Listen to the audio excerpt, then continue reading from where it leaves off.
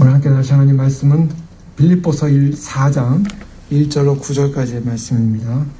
기쁨과 평강의 교회를 이루라 라는 제목으로 오늘 주신 말씀 함께 나누기 원합니다. 바울은 그동안 빌립보 교회를 향해서 몇 가지를 권면해 왔습니다. 그 몇 가지 가운데 특별히 빌립보 교회는 외부적인 핍박이 있었습니다.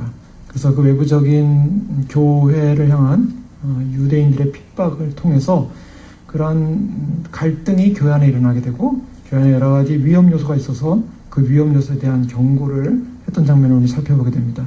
더 나아가서 교회 안에 외부적인 핍박만이 아니라 또 교회 안에 믿음의 그런 연약함으로 생기는 여러 가지 교회 안에 내부적인 문제가 또 있었습니다. 그 내부적인 문제를 해결하기 위해서 그리스도가 어떤 분이신가라는 곳으로 말씀에 초점을 맞췄습니다. 그래서 빌립보서 2장에 보면 소위 말해서 그리스도 찬가라고 할 수 있는 예수 그리스도가 어떤 분이신가를 잘 드러내는 굉장히 중요하고 굉장히 아름답고 우리가 잘 알고 있는 말씀들이 나왔죠. 그는 근본 하나님의 본체시나로부터 시작되는 그런 말씀이었습니다.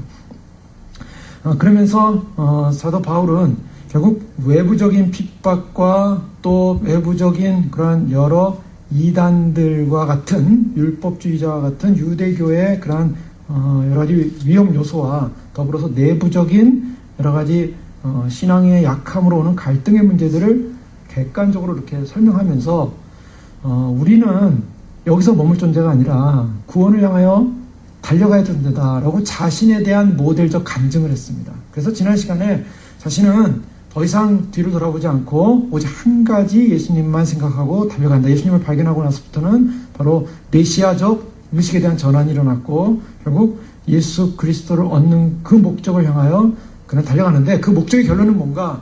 주님 오시는 날 우리가 변형이 일어날 것이다. 그 변형이 일어나는 그 변형의 삶을 위해서 오늘 내가 온전히 이뤘다고 생각하지 않고 완성되지 않았음에도 불구하고 완성에 대한 어떤 확신이 없는 것이 아니라 그런 확신이 있음에도 불구하고 아직 그 완성을 향해 달려가는 변형의 실현화, 변형의 실제화를 나의 삶 속에 이루면서 나는 달려가겠다. 그런 결과가 주님 오시는 날 영광의 몸으로 변하게 하실 것이다 라는 소망적 메시지를 담았습니다.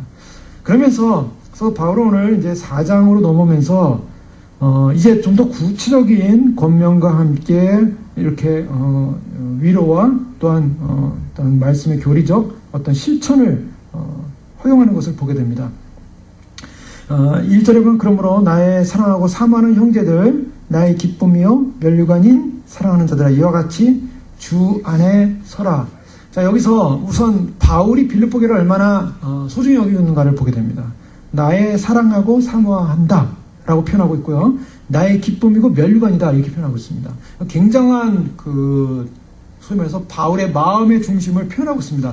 성경에서 바울이 교회들 향하여 이렇게 마음의 깊은 중심을 표현하고 있는 교회는 이 빌립보 교회하고 또 데살로니가 교회를 통해서 알 수가 있습니다. 데살로니전서 2장 19절에 보면 우리의 소망이나 기쁨이나 자랑의 면류관이 무엇이냐? 그가 강림하실 때 우리 주 예수 앞에 너희가 아니냐? 너희는 우리의 영광이요 기쁨이니라. 여기서 이 데살로니가 교회를 향해서 사도 바울은 너희가 자랑의 면류관이다. 이렇게 면류관이라는 표현을 하고 있고요. 또 오늘 이 빌립보 교회를 향해서도 나의 기쁨이요 면류관이다 이렇게 표현하고 있습니다. 자, 여기서 바울의 어떤 상급 개념이 나타나고 있습니다. 바울은 자신의 상급 개념이 어떤 주님 앞에 가서 내가 일을 많이 했기 때문에 잘했기 때문에 결국 엄청난 상을 받을 것입니다 라는 미래적 상급에 대한 어떤 소망을 얘기한다기보다는 오늘 본문에서는 그의 상급관이 좀 더 현실적이고 그리고 눈앞에 온 현실임을 그는 고백합니다. 그 현실이 뭐냐면 고린도전서 3장 말씀에 보면 사도 바울이 고린도 교회를 향해서 여러 가지 권면하는 가운데 고린도 교회 안에 있는 여러 가지 그 분열에 관한 문제를 해결하는 그런 설명을 합니다. 고린도 교회 안에 어떤 이는 아볼로, 어떤 이는 바울, 어떤 이는 게바, 베드로에게 속했다라고 해서 시기와 분쟁이 있었다. 이게 이제 빌립보 교회도 그렇고 고린도 교회도 그렇고 이런 이제 그 초대교회 여러 가지 갈등의 모습들이 성경에 나오고 있습니다. 교회 안에 완벽하지 못한 모습이죠. 그러나 이제 바울이 그것을 이제 훈육하고 가르치면서 나는 그런즉 아볼로는 무엇이며 바울은 무엇이며 그들은 주께서 각각 주신 대로 너희로 하여금 믿게 한 사역자들이다라고 하고, 나는 심었고 아볼로는 물을 줬고 하나님께서는 자라게 하셨다, 이런 표현을 합니다. 그 다음에 우리가 잘 알고 있는 바울이 이제 하나의 예를 들어요. 지혜로운 건축자 예를 듭니다. 그래서 이 건축자 예를 들 때 우리가 이제 많은 사람들이 이 건축자 예를 하나의 패력으로 띄워가지고 우리가 건축을 하는데 어떻게 건축해야 될 것이냐, 그 건축은 금이나 은이나 보석이나 나무나 풀이나 짚으로 이렇게 터를 세워서 건축한 경우에 나중에 어떤 결과가 일어날 것이다 라는 그 비유를 많이 세웁니다. 근데 이 비유에 바울이 이 말을 하기 전에 어떤 사건이 있었냐면 아볼로 문제 그리고 바울 문제를 다루고 이 말을 하고 있는 거예요. 그건 뭘 말하냐면 사실은 지혜로운 건축자와 같다. 내게 주신 하나님의 은혜를 따라 내가 지혜로운 건축자와 같이 터를 닦아뒀다. 바울 자신을 이 건축자로 표현하면서 자신은 터를 닦았고 아볼로는 그것을 이제 터를 세웠는데 그 터 위에다가 이제 집을 세웠는데 자라게 하시는 이는 하나님이시라는 그런 표현을 통해서 이제 앞에는 이제 생물적인 표현이었지만 이제 두 번째는 건축자적인 표현을 하면서 거기에 어떤 것을 표현하고 있냐면 만일 누구든지 금이나 은이나 보석이나 나무나 풀이나 집으로 이 터 위에 세우면 각 사람의 공적이 나타날 터인데 그날의 공적을 밝히는 이는 불로 나타내시고 그 불이 각 사람의 공적이 어떤 것을 시험할 것인데 공적이 불타면 해를 받고 공적이 불타지 않으면 공적이 남아있다, 이런 표현을 합니다. 그러면서 이 공적에 관한 부분을 얘기하는데 바울이 지금 그리스도의 터 위에다가 터를 만들어 놨는데 거기다가 이제 건축을 지으면서 어떤 공력의 건축을 지었느냐, 그것이 금이냐 은이냐 아니면 집이냐 나무냐, 이것을 이제 재료를 얘기하다가 하나님의 공격이 나타날 때 다 타버릴 재료냐 아니면 타지 않을 재료냐, 근데 그거를 구분을 합니다. 금과 은은 안 타는 재료고 나무와 집은 타는 재료다. 근데 그걸로 지면 안 된다, 이런 표현을 하면서 사도 바울이 어디로 넘어가냐면 고린도전서 9장으로 넘어가면 이런 말을 합니다. 9장 14절 이하에 이와 같이 주께서도 복음 전하는 자들이 복음으로 말미암아 살리라 명하셨느니라. 그러나 내가 이것을 하나도 쓰지 아니하였고 또 이 말을 쓰는 것은 내게 이같이 하여 달라는 것이 아니라 내가 차라리 죽을지언정 누구든지 내 자랑하는 것을 헛된 대로 돌리지 못하게 하리라. 내가 복음을 전할지라도 자랑할 것이 없으면 내가 부득불 할 일임이라. 만일 복음을 전하지 아니하면 내게 화가 있을 것이로다. 내가 자의로 이것을 행하면 상을 얻으려니와 내가 자의로 아니한다 할지라도 나는 사명을 받았노라. 그런즉 내 상이 무엇이냐? 내가 복음을 전할 때 값없이 전하고 복음으로 말미암아 내게 있는 권리를 다 쓰지 아니하는 것이로다. 자, 여기서 바울이 결론적으로 뭐냐면 자신에게서 상이 뭐냐라고 표현하면서 자신의 상이 천국에 가서 어떤 하나님이 주신 어떤 보상을 바라보는 것 자체가 상이 아니라 지금 바울에게서 상은 뭐냐면 복음을 전하는 것 자체가 상이라는 것입니다. 복음을 전하는 것 자체가 상으로 표현하고 있고요. 이 복음을 다르게 전하고 있느냐, 제대로 전하고 있느냐, 아니면은 제대로 전하지 못하고 있느냐가 이제 결국 하나님께서 이 터 위에 금이나 은으로 아니면 풀이나 집으로 그 위에 터 위에다가 이 어떤 걸 세울 텐데, 모양을 세울 텐데 그것이 정말 제대로 된 터 위에 세운 집이냐 아니냐, 건물이냐 아니냐의 평가를 할 때 불타지 않으려면 제대로 말씀을 전해야 된다. 자신에게서 그런 제대로 말씀을 전하는 사역 자체가 사실은 상이다, 이렇게 표현하고 있습니다. 자, 여기서 이제 굉장히 현실적이죠. 사도 바울은 지금 오늘 빌립보 교회를 향해서 이 나의 기쁨이요 면류관인 사랑하는 자들아, 이 표현을 할 때 그의 사역의 결과로, 그의 말씀 증거의 결과로 말씀을 듣고 그 말씀 안에서 세워진 사람들이 면류관이라고 표현하고 있습니다. 그런 의미에서 바울에게 있어서는 진정한 사역의 내용이 참으로 이 말씀의, 그리스도의 말씀의 진리 안에 세워져 있는 그 교회를 보면서 그 진리 안에 세워진 교회가 하나님이 주신 영광이요 상급이다.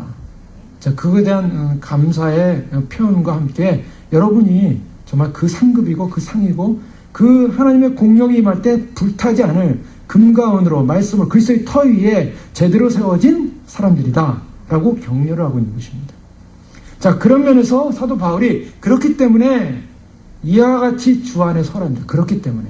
자, 이 교회가 어떤 교회냐면 이 교회는 바울이 그냥 집과 나무로 인해서 하나님의 공력이 임할 때 다 불태워질 그러한 건물로서 세워진 교회가 아니라 그 그리스도의 온전한 터 위에 금과 은처럼 보석처럼 세워진 교회인데, 이 교회 자체가 바울에게 쓰는 면류관이고, 바울이 전한 복음을 통해서 결국 이 교회는 온전히 흔들리지 않는 면류관 같은 상급의 모습으로 서 있는 아름다운 교회이기 때문에 그 교회는 반드시 주 안에 서 있어야 한다는 것입니다. 자, 이것이 자격을 갖춘 자의 삶이라는 거예요. 지금 이 자격을 갖춘 자의 삶에 대해서 긍정적 어떤 격려를 하고 있다는 것입니다. 주 안에 서라라는 이 말은 무슨 말씀입니까? 주 안에 서라. 바울은요, 계속적으로 이와 같이 귀한 교회를 향하여 무엇을 계속 강조하고 있냐면, 바울에게 있어서의 핵심은, 인생의 핵심은 주입니다. 주님을 떠나서 바울은 존재하지 않아요. 바울 자신은 내 안에 내가 산 것이나 내 안에 그리스도께서 사신 것이라, 바로 갈라디아서 고백처럼 예수 그리스도가 주입니다. 그러니까 그에게서는 주님 외에는, 주님 생각, 주님과 함께하는 것, 주님의 가치관, 주님의 중심 외에는 어떤 것도 없어요. 그 때문에 교회를 향하여, 교회가 어떤 것이어야 되냐? 교회는 주 안에, 주님이 중심되는 바로 그 안에, 주님이 주인 되신 그 안에 서 있어야 한다는 것입니다. 자, 그것이 교회라는 거예요. 이 교회에 대한, 소위 말해서 교회가 어떤 교회인가를 표현하고 있습니다. 자, 주 안에 서라라는 이 주님이라는 건 얼마나 영광스러운 주어입니까? 주님. 자, 이 주 안에 선다라는 이 서는 표현은 또 누워있는 표현과 좀 구분이 되죠. 서라라는 이 표현은 무엇입니까? 이것은 강건한 표현이기도 하고, 또 한편으로는 흔들리지 않는 표현이기도 하고, 또 넘어지지 않는 표현, 즉 다른 표현을 하면 타협하지 않는 표현이기도 합니다. 굳게 붙들고 있으라. 진리 안에 굳게 붙들고 있으라라는 거죠. 진리를 굳게 붙들고 있는 바로 그 교회는 하나님의 공력이 심판이 올 때 넘어지지 않고 무너지지 않는, 굳건히 서 있을 수밖에 없는 존재들이다.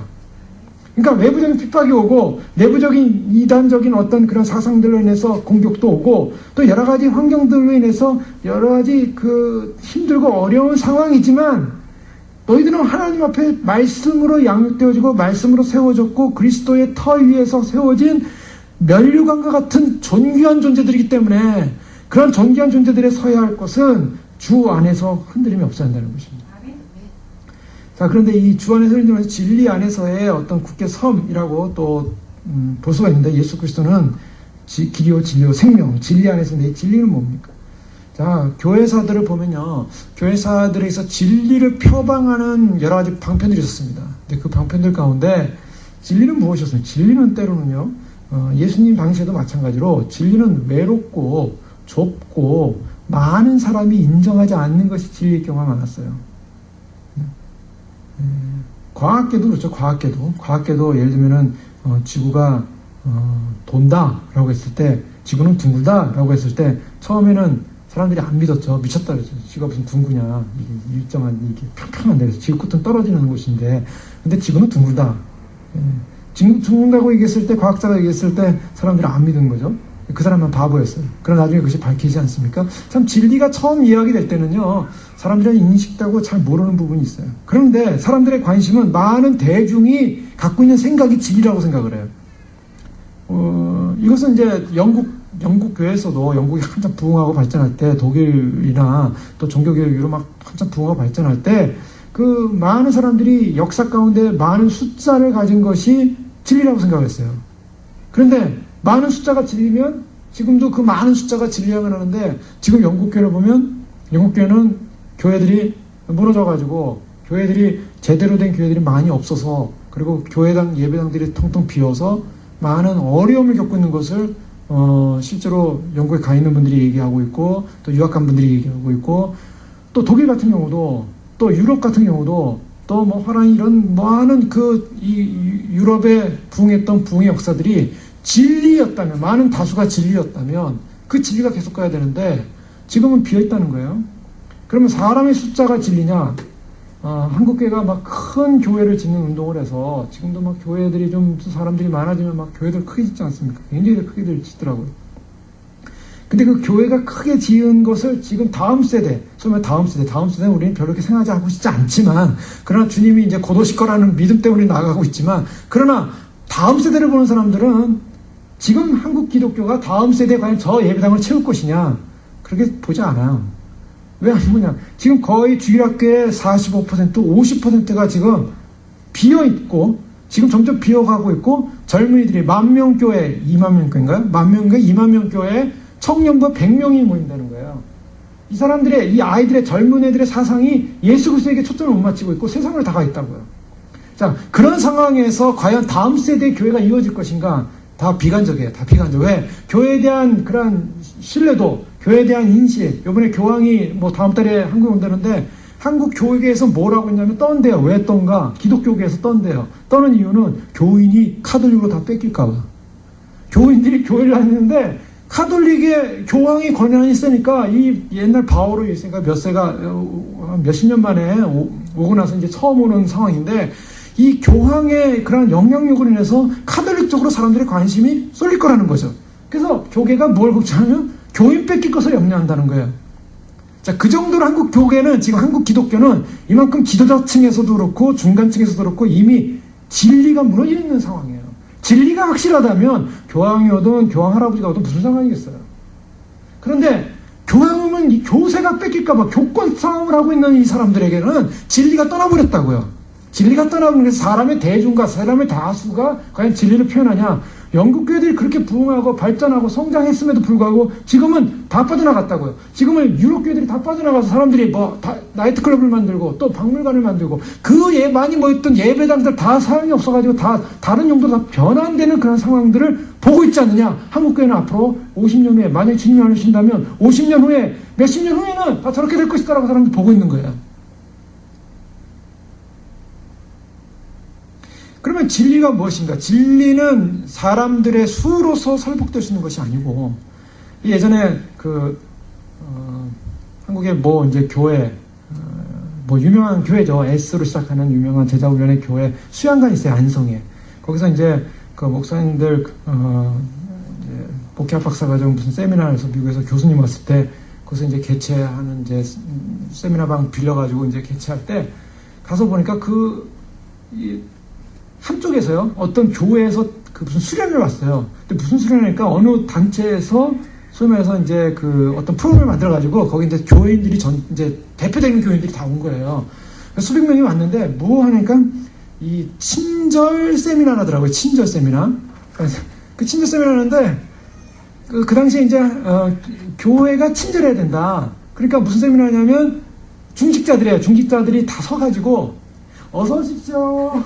반갑습니다. 이런 훈련을 시킨 거예요. 90도로 절에서 인사하기. 근데 그거를 이제 강사들이 교회에 이제 그런 전문 강사, 레크레이션 강사는 아니고요. 하여간 그 훈련 강사예요. 그래서 그 마인드를 심어주는 거예요. 우리가 어떻게 상대방에게 서비스를 잘할까? 교회가 서비스를 잘할까?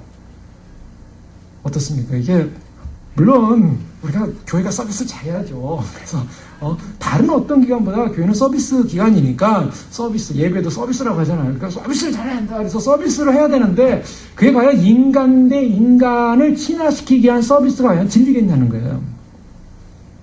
물론 사람들 입장에서는 어서 오십시오, 환영합니다라는 교회를 갈 거예요. 근데 거기 과연 진리가 있어서 교회 가느냐 하는 거죠. 이게 이제 우리가 생각해 볼 부분입니다. 사람들이 상냥하고 친절하기 때문에 진리가 있는 것이냐, 아니면 사람들이 많이 모여서 진리가 있는 것이냐, 그건 진리의 잣대가 안 된다는 거예요. 진리의 잣대는 죄에 빠진 세상, 죄 문제, 인간의 죄 문제를 과연 회복할 수 있는가? 죄 문제를 회복할 수 있는 바로 그 사실, 그 본질이 바로 진리의 핵심이라는 거예요. 자, 이런 부분에서 주 안에서 서라라고 할 때, 이 주 안에 서라라는 이 표현은 진리 안에서 분명히 흔들리지 말아야 한다는 거죠. 근데 이 진리가 뭐냐는 거예요. 진리가 뭐냐면 바로 바울은 예수 그리스도에 대한 분명한 인식을 말하고 있어요. 예수님이 어떤 분인가? 예수님이 나에게 어떤 존재고 어떤 가치가니까. 바울은 예수님을 발견하고 나서 메시아성이 완전히 바뀌었다 그랬죠. 메시아성이 완전히 바뀜으로 말미암아 바울 인생 전체는 삶과 죽음, 이게 정치적 메시아로서 이 소위 말해서 이스라엘을 회복하고 로마를 제거하고 새로운 다윗 시대의 태평 성대를 이루는 그런 정치적 메시아가 아니라 그걸 기대했던 유대인으로서 그는 예수님을 만나고 나서는 죄와 죽음의 문제를 해결하신 예수 그리스도, 부활하신 예수 그리스도를 만난 거예요. 그 인간의 본질적 문제는 사회적 변혁과 개혁이 아니라 사실은 인간의 본질적 문제는 죽음의 문제가 해결되는 게 본질적 문제라는 걸 깨달은 거예요. 그래서 바울이 그 다음부터 어디에 초점을 맞추냐면 인간의 본질적 문제는 생명과 관련되어 있고 생명과 관련된 이 본질적 문제는 죽은 자가 살아나는 구원을 받는 소위 말해서 구원 문제와 연관이 있어요. 구원 문제와 연관이기 때문에 바울이 지금 진리 안에 굳게 서라, 진리야 주 안에 서라라는 이 주 안에라는 것은 바로 이 구원의 확신과 구원의 진리 안에 서 있어야 한다는 것이다. 바로 이 부분을 이야기하고 있는 것입니다. 너희는 생명의 면류가 아니고 기쁨이고 나의 사랑하는 형제들이고 사모하는 형제들인데 너희가 진정한 구원의 확신과 구원의 확증과 구원의 소망 가운데 서 있어야 한다. 그것이 진리다. 그 구원의 소망은 누구로부터 오는가? 예수 그리스도로부터 온다는 것입니다. 예수 그리스도에 대한 분명한 인식. 그래서 사도 바울은요, 빌립보서의 처음부터 지금까지의 모든 관점을 자세히 보면 바로 예수 그리스도를 통한 구원의 문제를 다루고 있어요. 구원의 문제. 그래서 내가 무엇을 말하고 있습니까? 지난 시간에 살펴봤던 것처럼 진정 내 안에 하나님의 의를 안 그 기쁨과 감격을 얘기하고 그 하나님의 의를 안 그 사람은 3장에서 이제는 예수 그리스도를 닮고자 그의 부활의 권능과 고난의 참여함을 알고자. 자, 부활의 권능, 고난의 참여함, 부활이라는 것이 무엇인가? 하나님의 의라는 것이 무엇인가? 또 죽은 자 가운데서 내가 부활에 이르려 한다. 내가 아직 그것을 잡으려고 달려간다. 뭘 잡으려고 달려간다는 거예요? 구원의 문제예요. 지금 이 구원의 문제를 어디로 향해 달려가고 있냐면 마지막 우리의 시민권은 구원하는 자 예수 그리스도가 오는 것을 기다린다. 구원의 예수님을 기다리는 것이고 그리고 만물을 자기에게 복종하게 쓰는 자의 역사를 우리의 낮은 몸을 자기의 영광의 몸의 형체로 변케할 것이다. 이 변형되어지는 이 구원의 마지막 최종적 종말의 그런 메타포가 뭐라냐면 변화라고 그랬어요. 변형되어지는 거. 우리가 구원에 관한 많은 메타포가 있지만 그 구원에 관한 많은 은유 가운데 한 가지가 변형이에요. 변형되어져야만이 구원이 이루어져요. 완성되어져요. 사람들이 나 예수 믿으면 구원 받았어. 자, 구원 받았어로 끝나는 거예요. 아직 변형이 일어났습니까? 안 일어났어. 아예 안 일어났어. 아직 인간이야. 아직 육체의 몸을 갖고 있어요. 아직 육신의 몸이에요. 이 육체의 몸을 가지고는 하나님 나라 들어갈 수 없다고 말하고 있어요. 고린도전서에는. 그래서 이 하나님 나라 들어가기 위해서는 이 불갑을 썩을 것이 썩지 않고서 변화되지 않으면 안 되기 때문에 그날 변화될 것이다. 즉 인간의 문제는 본질적으로 구원의 문제라고요. 구원의 문제가 남아있기 때문에 아직 숙제가 풀리지 않았어요. 물론 숙제를 하나님께서 예수님을 통해서 이미 우리에게 해결책을 알려주셨고 해결을 해주셨지만 그것이 나의 삶 가운데 적용되어지고 나의 삶 가운데 내 것으로 돼서 구원이 완성되는 그날은 그날이라고요. 그래서 그날을 향해 우리는 달려가는 구원의 완성을 맛봤지만 아직 미완성된 바로 그 중간에 서 있는 그래서 논리적 긴장이라고 했어요.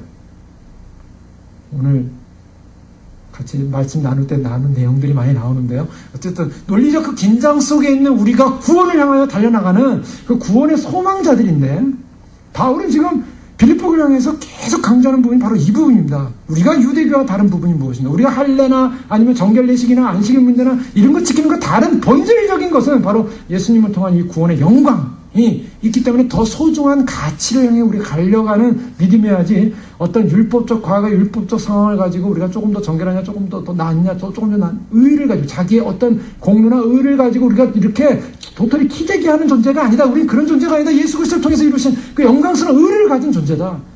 그의 의의 완성을 향해 우리는 믿음으로 달려가는 존재다.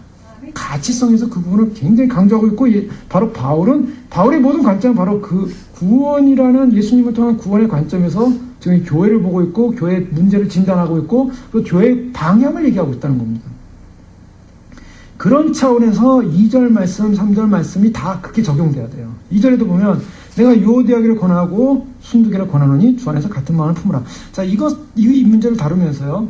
사도 바울이 무엇을 지금 본질적으로 두고 있냐면 이 유오디아나 순두개, 여기 두 가지를 볼 수 있습니다. 바울에게 있어서 지금 이 빌립보 교회 안에 그런 내부적인 어떤 갈등이 있었던 두 사람을 특별히 들고 있어요.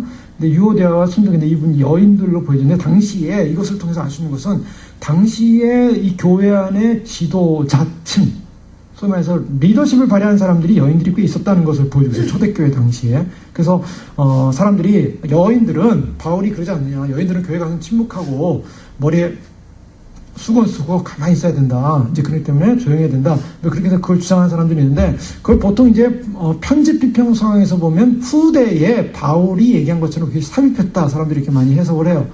신학자들 가운데는.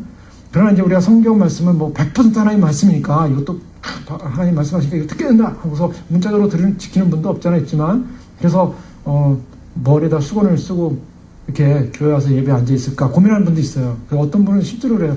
그 성경에는 카톨릭은 머리에 못 쓰는데 왜 교회는 안 씁니까? 이제 성경이 있는데 그걸 시대 상황까지 해석을 해야 되는데요. 그거를 문자적으로 쓰고 있다 그래서 뭐 굉장히 뭐가 되는 건 아니에요. 우리 상황에서는.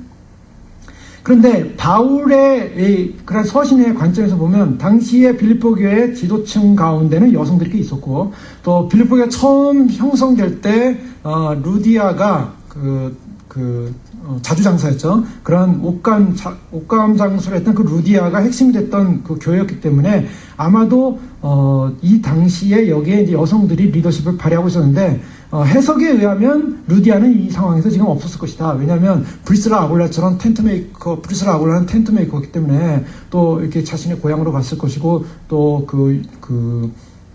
계속 움직였어요. 브리스라 아굴라는. 아마 루디아도 아마 어떤 상황에서 지금 빠져있지 않는가 어쨌든 그렇게 해석을 합니다. 그러나 이 두 사람이 굉장히 중요한 리더십이었어요. 두 사람의 리더십인데 문제는 이 사람들이 교회 밖의 사람이냐 교회 안의 사람이냐 일단 평가할 때 바울은 지금 이 빌립보 교회를 향해서 편지를 쓰면서 교회 밖의 사람들은 철저하게 브로킹합니다. 그래서 개들을 삼가고 행악한 대로 삼가라. 몸을 상해하는 일을 삼가라. 소위 말해서 유대주의자들의 이단성 사상에 대해서는 굉장히 강력하게 얘기하죠.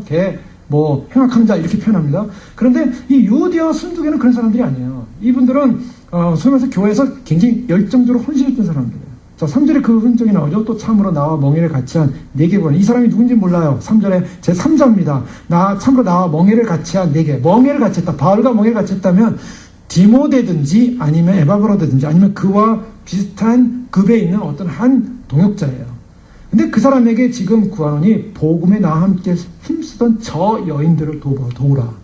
저 여인들이 누굽니까? 저 여인들이 바로 유오디아와 순두개 같은 여인들을 지금 지칭하고 있는 거예요. 도우라. 그러면서 글레멘드와 그 외의 나의 동역자들을 도우라. 그 다음에 하는 말, 그 이름들이 생명책에 있느니라. 굉장히 중요한 말씀입니다. 지금 이 생명책에 이름이 있다라는 것만큼요 영광스러운 건 없어요. 예수님께서 제자들이 귀신을 쫓아내서 기분 좋았잖아요. 우리가 복음 전하니까 귀신들이 막 하늘 땅에 떨어지지 않았습니다. 너무 기분 좋아요. 막 주님 앞에 와서 막 귀신 떨어지는 거 좋아했더니 예수님이 그런 거 가지고 좋아하지 마라. 내 이름이 하늘나라에 기록된 것으로 기뻐하라. 굉장히 중요한 말씀하셨어요. 생명책에 이름이 기록됐다는 것은 이것은 확신입니다. 지금 이 성도들은요 정말 구원받은 성도로서의 바울의 분명한 확증이 있는 사람들이에요. 그런데 어떻습니까? 갈등이 있었다는 거예요. 무슨 갈등인지 몰라요. 자세히 안 나와요. 그런데 분명한 것은 갈등이 있어요. 그래서 바울이 2장에서도 너희가 마음을 같이하여 같은 사랑을 가지고 뜻을 합하여 한 마음을 품어 아무래도 다툼이나 허용을 하지 말고 아마 다툼이 있었고 좀 허용이 좀 있었고 뭐 그랬던 것 같아요. 오직 겸손한 마음으로 각각 자기들 2장에서는 좀 객관적으로 이렇게 권면을 하죠. 그런데 4장에 와서는 좀 더 구체적으로 들어간 거예요. 지목을 합니다. 사람을. 이게 이제 창편이라고 해버렸어요. 2장 사건에서 그냥 끝났으면 되는데 그게 해결이 잘 안 됐는지 바울이 누구다라고 지명을 딱 해버렸어요. 이게 성경에 딱 써있네요. 자, 이거 무서운 일이죠. 이게 우리의 모든 행적과 삶이요. 사실 하나님의 기록책에는 다 기록이 된다는 것이 이게 이제 경고입니다. 소위 말해서 이런 교회 안에서 리더자급이었고 그리고 교회를 섬겼던 사람들에게 있어서 이런 갈등의 문제가 일어났을 때 성경의 이름이 들어가 버리는 거예요. 자, 이 문제 해결해야 됩니다. 왜? 이들은 구원받은 사람들이니까. 생명책 이름이 기록된 사람들이니까. 자, 그래서 바울은요, 이것을 내가 유오디아를 권하고, 자, 첫 번째, 딱, 이게 분리하는 거예요. 유오디아를 권하고, 유오디아를 권했다. 그 다음에 두 번째, 순두개를 권하노니. 자, 이름을 각자 언급했습니다. 자, 이 부분은 무엇입니까? 이것은요, 바울의 권면에 있어서 바로 각자가 다른 형편이었을 거라는 거예요. 다른 생각이 있었을 것이라는 겁니다. 각자 다른 환경, 다른 조건, 다른 컨셉이 있었겠죠. 그래서 이분에게는 건면하고 이분에게는 이렇게 건면한다는 거예요. 이것을 인격적으로 이렇게 두 사람의 가치성을 높여주면서 분리를 해보면서 각자가 이 문제를 해결하도록 이렇게 권고를 하는데, 해결의 방법이 무엇입니까? 해결의 방법이 무엇입니까? 그것이 바로 주 안에 서라. 자, 주님이라는 거예요. 주님. 자, 그 다음에 진짜 해결의 핵심은 생명책에 있어요. 자, 무슨 말이냐면, 모든 이 신앙에 있어서의 또 뭐 교회 생활에 있어서의 뭐 교회 생활에 있어서 이런 문제가 없는 교회는 없을 거예요. 초대교회도 이런 문제가 있었고 고린도 교회도 있었고 다 있었어요. 우리 이민교회 와서 제가 목회하면서 보고 또 한국교회에서 보고 다 어디나 이런 어려움들이 있어요. 근데 그 어려움들을 극복하는, 각자가 극복하는 방법이 뭐냐? 이게 바로 뭐냐? 생명책이라는 거예요. 생명책에 이름이 없는 사람처럼 살지 말라는 거예요. 자, 생명책이라는 말은 무슨 말입니까? 마귀가 이럽니다. 마귀가 내가 왜라는 단어를 자꾸 이렇게 주는 거예요. 네가 왜? 예를 들면 네가 왜 그런 일을 해? 너는 안 해도 돼. 너는 남이 알아주는 일을 하면 돼. 너는 높임받는 일을 하면 돼. 너는 인정을 받아야 돼. 네가 왜 무시를 당해? 네가 왜 이렇게, 예를 들면요, 모든 사건의 내용은 다 거기 있어요. 뭐냐, 이게 마귀가 속삭이는 소리는 그 믿음의 사람, 하나님의 사람들이 넘어지는 데는, 내가 왜 이런 대우를 당해? 나는 부당해? 나는 뭐 은폐해? 나는 뭐 이러면서 나는 하나님 억울합니다. 뭐 이렇게 나가는 거잖아요. 근데 그 내용을 가만히 보면요, 그거에 대해서 이렇게 그걸 물리칠 수 있어야 하는데, 왜 물리치는 힘이 약하냐? 왜 물리치지 않냐? 왜 솔깃하냐? 그래, 맞아. 하고 왜 그러냐? 그러니까 이 생명책을 잃어버렸거든요. 생명책. 이 생명책이라는 게 뭡니까? 내 이름이, 내가 죽어야 될 존재인데 이제 다시 돌아가는, 복음으로 다시 돌아가는 거예요. 내가 어떤 존재인가? 자, 내가 어떤 존재인가? 나는 죽어야 될 존재였어. 나는 구원받지 못할 존재였어. 근데요, 내가 정말, 예를 들면 내가 어느 날 오다가 교통사고로 막 확 죽을 뻔했다 이거예요. 완전히 정말 죽기 직전까지 갔는데 살아났다 이거예요. 그러면 내가 내 삶에 대해서, 내 생에 대해서 어떻게 생각했어? 내가 지금 살아있다는 것 자체가 얼마나 귀하고 소중한 것인가에 대한, 생명에 대한 어떤 그 인식이 바로 들어온다. 왜? 그전에는 살아갈 때는 생명에 대한 인식이 안 들어올 수 있어요. 별로 중요하게. 왜? 다 남들 살아가고 나도 살아가고 있으니까. 그런데 죽기 직전, 이 죽음이라는 단어 앞에서 내가 살아있다라는 개념, 아주 밑바닥이죠. 본질의 개념입니다. 이 본질 개념을 딱 들어왔을 때 살아있다는 것은 엄청난 축복이에요. 엄청난 축복이라고요. 누가 뭐 다치거나 뭐 해보십시오. 막 미국에서 가서 앰뷸런스 가고 뭐 사람 살리는 거. 사람이 어떤 큰 문제가 되면 세월호에 갇혔는데 세월호에 잃어버린 뭐 핸드폰, 세월호에서 잃어버린 뭐 물건들, 세월호에 갈 때 수학여행 갈 때 애들이 가져갔던 물건들, 악구한 사람 아무도 없어요. 거기에 실었던 수많은 창고도, 거기 뭐 제주도까지 가려고 했던 수많은 뭐 화물의 차에 들어있던 뭐가 들어가 있는지 모르겠지만 그거 아까운 사람 아무도 없더라고요. 신문에 그거 얘기하는 사람 아무도 없어요. 거기 사람이 살았냐 죽었냐, 사람이 살았냐 죽었냐, 이 문제 외에는 관심 없어요. 돈 문제, 물질 문제, 모든 상황 문제, 조건 문제, 그거는요 생명 문제와 딱 비교했을 때는 아무런 가치 없는 거예요. 생명, 사냐 죽느냐 이 문제 앞에 와 있는 사람이 내가 죽을 존재인데 살았어요. 그 감격이 어떨 것인가? 감격이 어떨 것인가? 어떤 한 목사님이 예전에 무슨 기차를 타고 가니까 차를 타고 가시다가 죽을 뻔하셨대요. 죽을 뻔했는데 죽을 뻔해 살아나신 그분이 이제 살아나셔가지고 다시 이제 어떤 사건 때 살아나셔가지고 다시 이제 자기 생명에 대한 살아남에 대한 너무나 감격이 깊어가지고 이제 다시 서울로 올라오는데 이제 기차를 타셨대요. 그렇게 기차를 타셨는데 오래전 들은 얘기예요. 근데 차 안에서 사람들을 보니까 사람들이 자기 같은 감동이 없더라는 거예요. 그렇죠. 본인만 경험한 거예요. 본인은 죽을 뻔하다가 살아난 거예요. 그러니까 죽을 뻔 살아나니까 이 살아있다는 이 생명, 이 호흡하고 있다는 이 존재 자체가 너무 기쁜 거라는 거예요. 그래서 나는 살아났는데 다른 사람들은 살고 있어요. 그냥 살고 있는데 전혀 감동이 없더라는 거예요. 자기만 감동 있는 거예요. 자기만. 자, 이 부분입니다. 핵심은 여기 있어요. 우리가 예수님을 믿는다는 것 자체가 무엇을 말하느냐? 남들이 볼 때는 그냥 교회 다니는 것 같고, 남들이 볼 때는 다 교회 다니니까 교회 다니는 것 같아요. 우리도 그래서 교회 다니는 건가? 아니면 내 이름이, 나는 죽을 존재인데, 나는 죽어야 되는데, 나는 죽기 직전에 갔는데, 나는 지옥 문 앞에 갔는데 주님이 나를 꺼내셔가지고 나를 생명책에 내 이름을 기록해 놓으셨다. 그때 감격이 어떻겠어요? 그 사실에 대한 감격이 올 때, 정말 내가 죽어야 되는데, 나는 정말 완전 지옥 백성이었는데, 나는 이제 조금 있으면 나는 정말 완전히 내가 끝난 존재인데, 버림받은 존재, 지옥에 떨어질 존재. 근데 내가 살았다는 거예요. 그 감격. 자, 그 감격을 할 때 어떻습니까? 감격을 할 때요, 교회에 와서 만약에 이제 그런 마음으로 교회 왔다고 보시죠. 그런 마음으로 신앙생활 한다고 보십시오. 누가 무슨 애든 뭐를 하든 세상 말로는 하나도 귀에 안 들어와요. 아무것도 보이지 않아요. 왜? 뭐만 보여? 내가 산 감동만 있어요. 감동. 그게 살았어요. 아, 주님 앞에 내가 살았는데, 내가 살아서 내가 지금 이거를 하고 있는데, 내가 살아서 그러니까 내가 살아있는 사람은 어때? 내가 살아있는, 내가 그거에 대한 감동과 감격이 있을 때는 어떤 누구의 얘기도, 어떤 무슨 얘기도 안 들어옵니다. 그리고 내가 주님 앞에서 이 살아있는 감동에 의해서 살게 되는 거예요. 감동. 자, 지금 유오디아와 순두개가 지금 겪은 문제는 바로 이 처음에 감동을 가졌던 사람들이에요. 예수님 믿고 정말 주님 믿은 그 감동과 살아난 감격 속에 교회를 섬겼을 거예요. 그런데 어떤 문제가 생겼어요? 그 감동이 사라지는 거예요. 감동이 전부 죽어지는 거예요. 없어지는 거예요.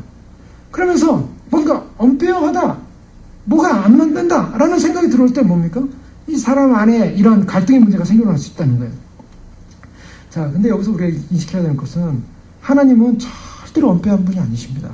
하나님은 그냥 우리가 살았던 삶의 내용을요, 딱 책을 펴놓고 다 평가하실 거라는 거예요. 우리가 생각할 때, 남들이 볼 때 칭찬받고, 남들이 볼 때 인정하고, 남들이 볼 때 잘했다 하는 것이 과연 하나님 앞에 가서 그렇게 똑같이 동일하게 칭찬을 받을 문제인지, 남들이 볼 때 칭찬받지 못하고, 남들이 인정하지 못하고, 남들로부터 내가 대우받지 못하고, 이런 상황이 벌어졌음에도 불구하고, 내가 주님 만난 감동과 감격 속에 내가 믿음으로 이 삶을 살았을 때, 주님이 그걸 다 기록해놓고 평가할 때, 과연 그걸 가볍게 평가할 문제인지, 가볍게 평가하시겠습니까?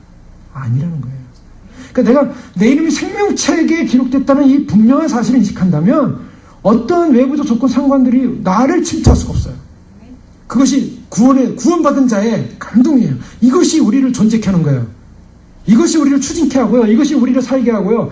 이것이 있을 때, 할렐루야입니다. 이것이 있을 때, 교회는요, 강력한 파워를 내는 거예요. 강력한 힘을 내는 거예요. 근데, 그게 사라지면요, 굉장히 힘들어요. 굉장히 사라지면 힘들어요. 사라지면 힘들어요. 그러니까 이런 생명에 대한 쉬운 말로 생명에 대한 거듭남의 영광과 감동으로 가야 그 목표를 놓치지 않아요. 그 초점을 놓치지 않아야만이 결국 교회는 굳건히 서게 되고 하나가 되게 되고 한 은혜 가운데 있게 되고 한 소망 가운데 있게 된다.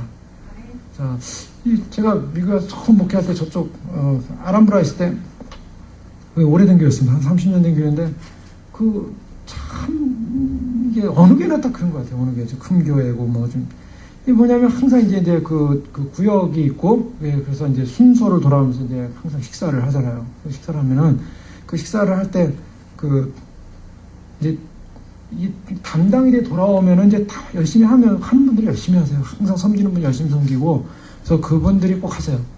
근데 꼭 이제 안 하시고 못 하시는 분들 있잖아요. 근데 안 하고 못 하시는데도 꼭 못 하고 안 하는데 조금 하면은 힘들어요. 그래서 어떤 분은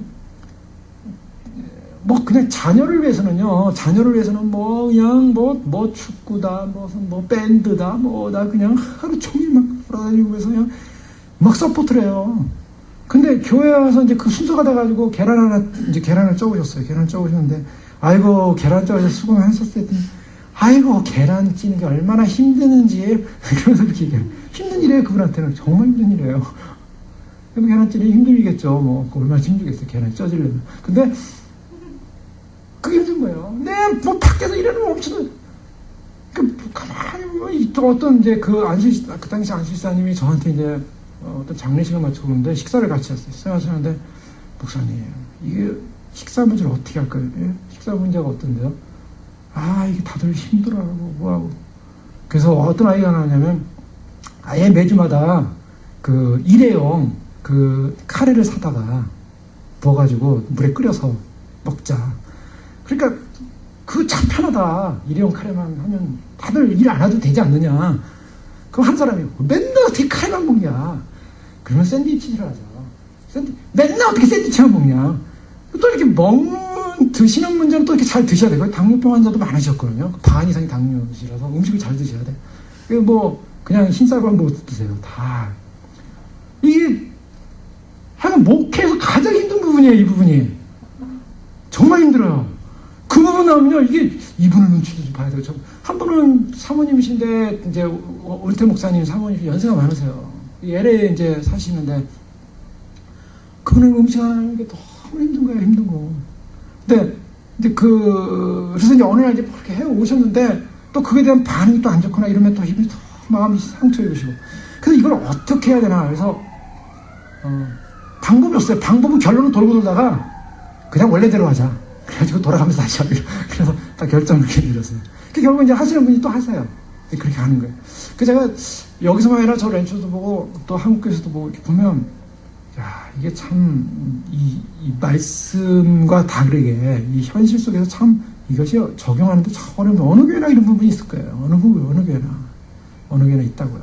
정말 근데 이 헌신하는 분은 어떤, 헌신하는 분들은 내가 정말 주님 만나 주님 감격 속에서 그것을 막 헌신해서 막 하게 된다고. 하게 되는데 그것이 헌신을 하다가 왜 나만 이렇게 힘든 짐을 져야 되냐는 생각이 들어올 때 이제 이 지금 유오대와 순두개 같은 문제가 생길 수가 있어요.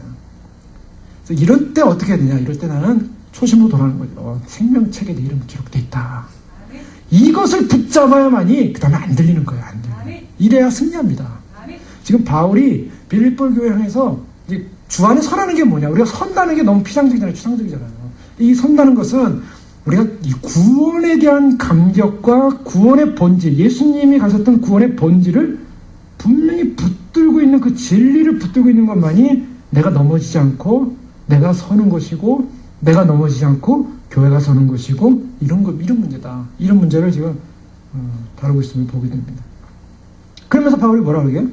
주 안에서 항상 기뻐하라. 지금 빌립보 교회에 기뻐할 이유가 하나도 없었어요. 바울은 지금 감옥에 있죠? 바울 자신도 지금 이제 자기가 재판에서 이제 사형수가 될 확률이 높다는 것도 인식하고 있어요. 또 나가길 원하지만, 주님의 뜻 안에 나가길 원하지만, 그러나 그렇지 않을지라도, 자신은 그렇지 않을지라도 죽을 각오가 돼 있다라고 이미 고백하고 있어요. 그리고, 빌립보 교회는 지도자를 잃은 상황이고, 또 외부적으로 오는 핍박, 내부적으로 오는 여러 가지 힘든 문제들, 또 이단의 또 침투, 뭐 여러 가지 복잡하다고. 이 복잡해서 이 복잡한 머리 때문에 뭔가 기뻐할 일이 없어요. 기뻐할 일이. 그렇지 않습니까? 기뻐할 일이 없는데 기뻐해요. 자, 이게 신앙입니다. 여기서 이제 이게 우리가 있어서 이거는 뭐냐? 신앙이라는 것은 이성과 다르다는 거예요. 이성과 다르다. 자, 이론과 달라요. 로마 4장 19절에 보면 아브라함은 자기 몸에 죽은 것 같은 과 백세 된 사라가 태가 다 죽은 것을 알매도 불구하고 죽은 자를 다시 살리시는 하나님을 믿었다. 자, 이론적으로는 불가능해요.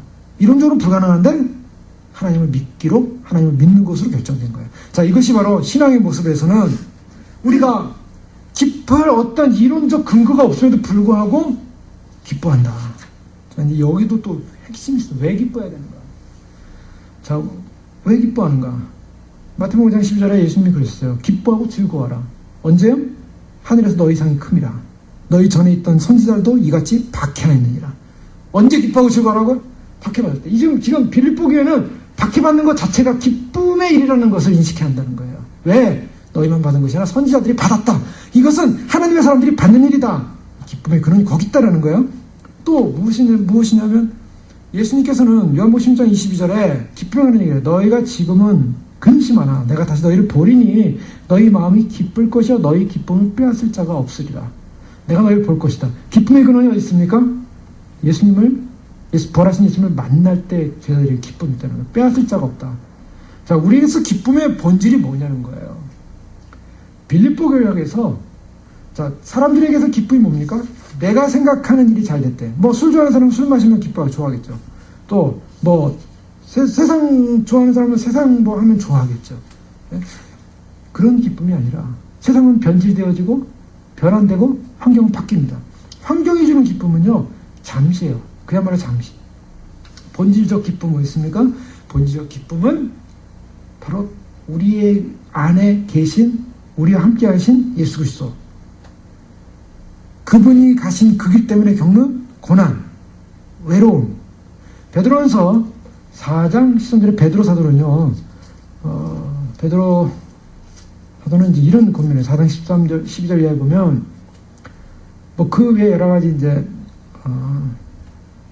이야기를 하면서 사랑하는 자들아 너희를 연단하려고 오는 불시험을 이상한 일 당하는 것 같이 이상히 여기지 말라. 불시험이 온대요. 이상히 여기지 말라. 우리 지난번에 살펴봤던 것처럼 사람들이 시험이 오면 어떻습니까? 불시험이 어떻습니까? 아, 내가 하나님을 믿더니 불시험 왔으니까 하나님 잘못 믿었구나. 내가 주님을 좀 열심히 하려고 했더니 불시험이 오는구나. 아이고, 괜히 열심히 했네. 돌아서야지. 이렇게 생각하면 안 된다는 거예요. 불시험이 오면 당연히 여기라. 왜? 주님을 믿고, 예를 들면 주님 오심을 믿었어요. 주님 오심을 믿고 내가 주님 오심을 믿습니다. 주님을 사모합니다. 그랬더니 그다음부터 불시험이 온다 이거예요. 그래서 실제로 사례를 제가 한번 지난 금요일에 드린 게 뭐냐면, 불시험이 오니까 그 불시험에 대해서 그것을 하나님께서 하나님에 대한 믿음으로 승화시켜야 되는데, 내가 너무 열심히 했더니 이 믿음이 이겨왔다는 거예요. 너무 열심히 전도를 했어요. 너무 열심히. 막 CD 굽는 것도 2개씩 사가지고 막 목사님이 시키지도 않았는데 막 구워가지고 막 이리저리 전도했어요. 또 우리 교회 것만 아니라 뭐 남의 교회 것도 막 본인이 좋다는 건 다 판단해가지고 막 검사도 안 받고 막 전했어요. 그리고 주님 오시면 막 전하다 보니까 나중에 어떻게 됐어요? 어려움이 왔어요. 어려움이 오니까 아, 내가 너무 열심히 해서 그런가 보다. 두려움이 온 거예요. 두려움이 있다 보니까 아, 주님 오심을 기다려야 되나? 개인적으로 종말을 준비해야지. 이렇게 변화시켜버렸어요. 복음을 놓쳐버리는, 바꿔버리는 거예요. 자기 마음에 그 복음을 딱 바꿔버리는 순간, 내가 주님을 사모한다고, 주님 오신다고, 그래서 주님 오시는 것에서 내가 좀 뭔가 열심히 하려고 하다가, 딱 거기서 어려움이 오니까, 불시험이 오니까, 아이고, 내가 믿는 게 뭔가 이게 뭔가 문제가 있어. 하나님의 노임을 샀나 보다. 두려움이 온 거예요. 마귀가 준 거예요. 이게 많은 사람들이 교회를 열심히 하다가, 내가 열심히 했더니 오히려 풀리지가 않고 더 어려움이 생기구나. 그러니까 거기서 더러워지는 사람이 많다고요. 잘 보셔야 돼요. 진리의 길이라는 게, 내가 진리를 붙잡을수록 진리를 끊어뜨리면 사단의 공격이 강하다고요. 그게 성경에서 다 얘기하는 거예요. 그때 진리를 붙잡을 수 있느냐 없느냐는 그 진리를 제대로 아냐 모르냐. 그렇기 때문에 진리를 제대로 알아야 됩니다. 알아야지 목숨 거는 거예요. 사람들이 목숨을 어떻게 걸어요? 알아야 걸죠. 그냥 헛된 데서 목숨 걸 수는 없잖아요. 예수 그리스도를 향한 바울은요, 예수님을 보는 그 순간에 전 목숨을 다 건 거예요. 자기 인생을 다 걸었어요. 그것이 바로 왜 그런가? 그것이 구원과 생명에 연관되기 때문에. 베드로가 너희를 연단해 오는 불시험을 이상한 일 당하는 것 같이 이상히 여기지 말고 오히려 너희가 그리스도의 고난에 참여한 것을 즐거워하라, 기뻐하라. 이는 그의 영광을 나타냈을 때 너희로 즐거워하고 기뻐하게 하려 함이라. 여러분, 크리스찬에게서는 기쁨이 어디 있습니까? 자, 이거 참 어려운 문제예요. 우리는 잘 될 때 기뻐하고 싶지, 잘 되지 않을 때 뭐 기뻐할 일이 뭐가 있어요. 그런데 그것이 기쁨의 근원이라는 것입니다. 우리가 주님을 믿고 가는 이 믿음의 길, 참 사람의 숫자로도 위로받을 수 없는 길이고, 또 뭔가 조건과 상황과 상경과 조건 때문에 뭐 기뻐할 만한 어떤 것이 막 넘쳐나는 것도 아닐 수 있어요. 그러나 우리가 주님을 믿는 그 믿음으로 가는 이것 때문에, 이 길 때문에 우리가 환경과 조건 상황 속에서 주님을 바라보고 있다면 기뻐하라는 것입니다. 그 기쁨. 자, 언제 주님이 오실 때 영광 가운데 나타내시기 위한 약속이 있다는 거예요. 요한계시록 19장 7절에도요. 우리가 즐거워하고 크게 기뻐하며 그에게 영광을 돌리세. 어린 양 혼인기약이 이뤘고 그의 아내가 자신을 준비하였다. 그의 아내가 자신을 준비했기 때문에 크게 기뻐하고 영광을 돌리세요. 자, 이 기쁨이 오는 본질적 이유는 바로 예수님이 주실 그런 영광스러운 구원의 소망에 참여하기 때문인데요. 자, 이것은 본질적으로 어떻게 됩니까? 가난해야 됩니다. 자, 이 기쁨을 누리려면요, 가난해야 돼요. 주님이 기뻐지려면 어떻게 됩니까? 천국이 기뻐지려면? 주님께서 마태복음 5장에 분명히 말했죠. 심령이 가난한 자는 복이 있나니 저희가 천국을 볼 것이요. 의에 주르고 목마른 자는 복이 있나니 저희가 배부를 것이며. 자, 분명히 말했어요. 구원의 기쁨, 이 주 안에서 항상 기뻐하라. 기뻐할 수 있는 이유가 뭔가? 가난해져야 되는 거예요. 심리 가난해지고 갈망스럽고 그리고 소망스럽고 줄이고 목마르고 배부르지 않고 가난해졌을 때 내가 주님을 찾기 때문에 기쁨이 없는 거, 주님을 만족하기 때문에 기쁨이 오는 것이고, 주님을 갈망하기 때문에 기쁨이 오는 것이고, 주님께 예배드리기 때문에 기쁨이 오는 것이고, 주님께 기도하기 때문에 기쁨이 오는 것이고, 모든 주님과의 관계성 속에서 가난해질 때 기쁨이 오는 거예요. 가난하지 않으면요, 사람들이 가난하지 않으면 어떤 문제가 자기 공로, 자기 의를 생각합니다. 그러니까 내 힘으로, 내 공으로 내가 배부르고 내가 만족스러우면 기쁨이 생길 수가 없어요. 주 안에서 기쁨이 생길 수가 없다고요. 주 안에서 항상 기뻐하라. 내가 다시 말하노니 기뻐하라. 바울이 쓰는 그런 기쁨이 있어요. 그 기쁨이 왜 그렇게 기쁨이 가능했는가? 바울 보세요. 그 위에 보세요. 이제 우리의 시민권 하늘에 있고 거기로부터 구원한 자 예수님을 기다리는데 그날에 우리가 변형되고 그날을 우리가 소망하며 나는 달려간다. 벽들을 향해 달려간다. 그 바울이 있어서는요, 지금 어떤 마음이냐면 바울은 지금 주님을 향해 달려가는 그 열정이 굉장해요. 그 열정이 굉장한 뭐냐면 이 사람은 지금 만족하고 있지 않아요. 나는 온전히 이뤘다라고 생각하지 않는다. 나는 만족하지 않는다. 나는 갈증이 있다. 목마름이 있다. 그 구원을 향한 목마름. 그 배고픔이 있다. 그래서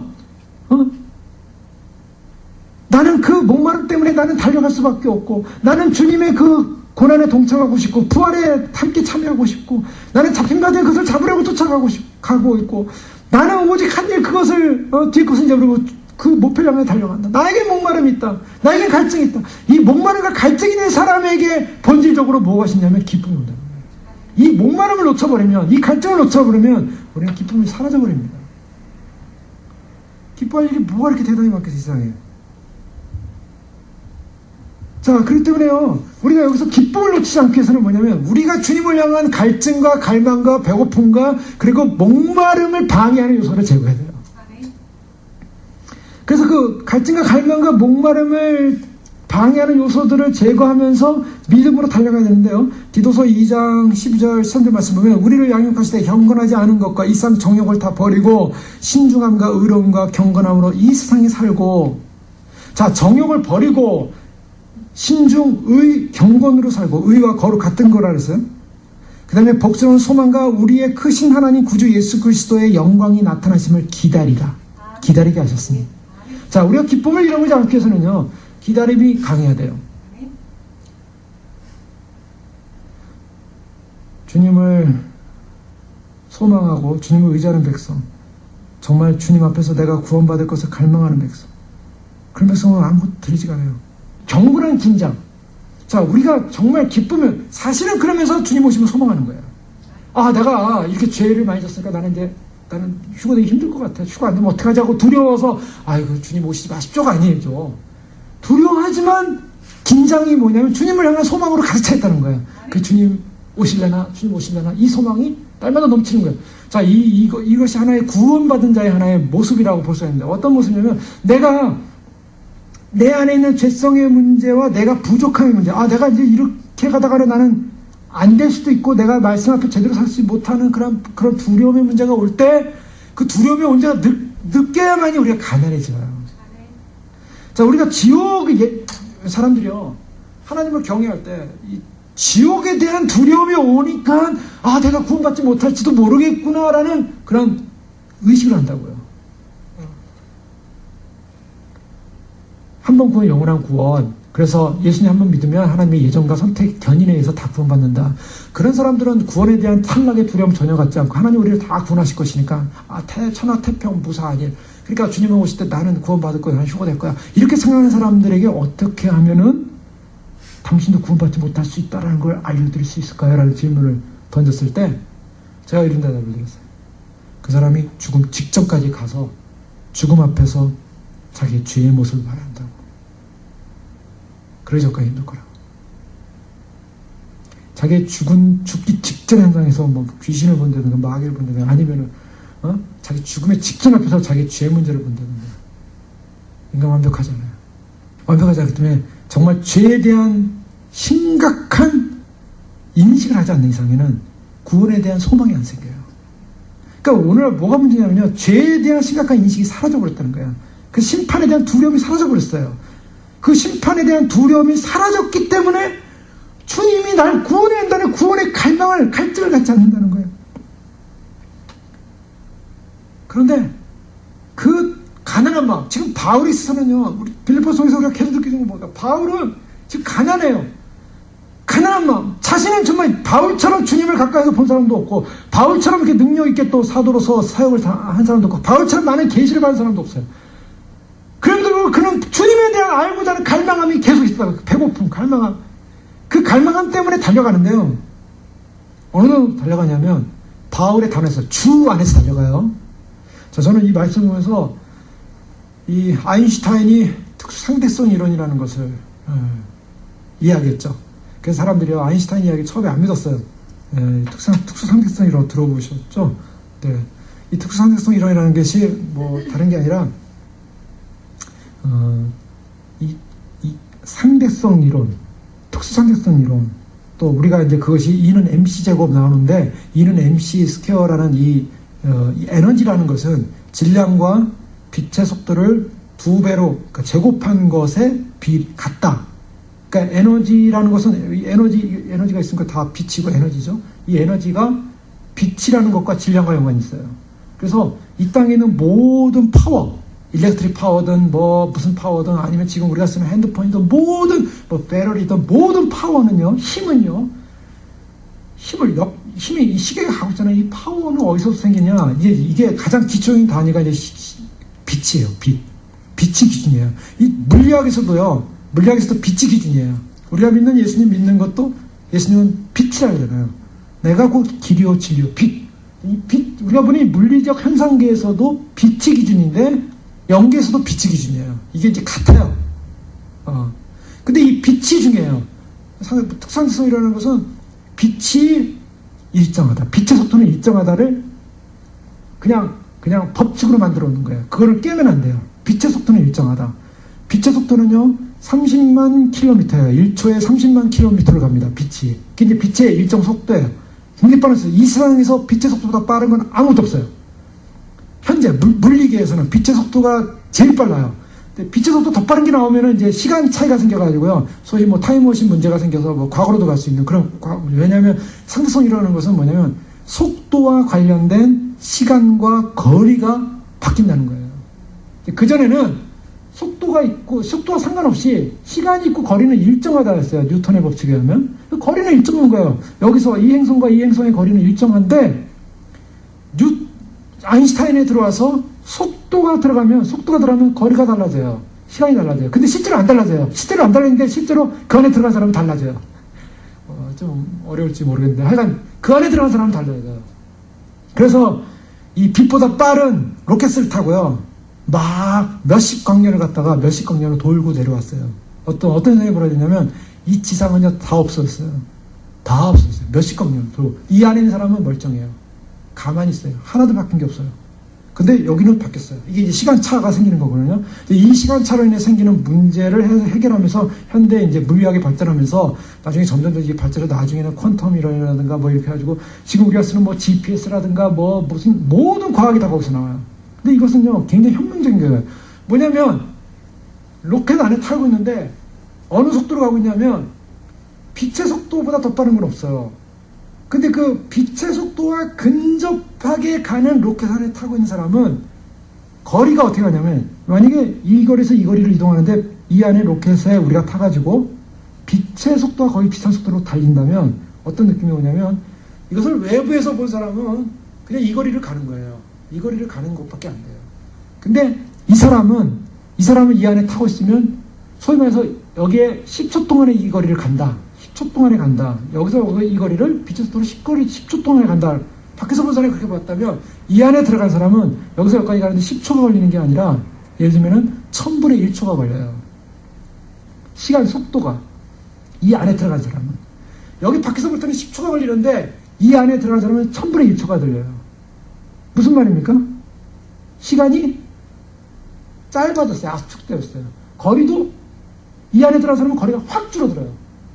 자, 지금 바울이요 주 안에 있다요. 근데 바울은 지금 주 안에서 어떤 주님과 연합이 돼 있어요.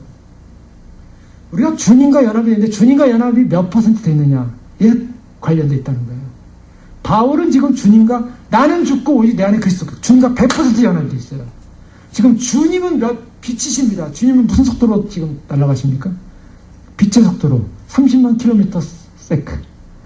이 지구는 4만 킬로미터의 지구 둘레는. 그러니까 4만 킬로니까 이 빛이 1초에 이 지구를 몇 바퀴 반 돈다고요? 7바퀴 반 도는 이유는 빛은 속도가 30만 킬로미터인데 지구는 4만 킬로밖에 안 되니까 30 나누기 4하면은 7.5가 나와요. 7바퀴 반 돌아가는 거예요.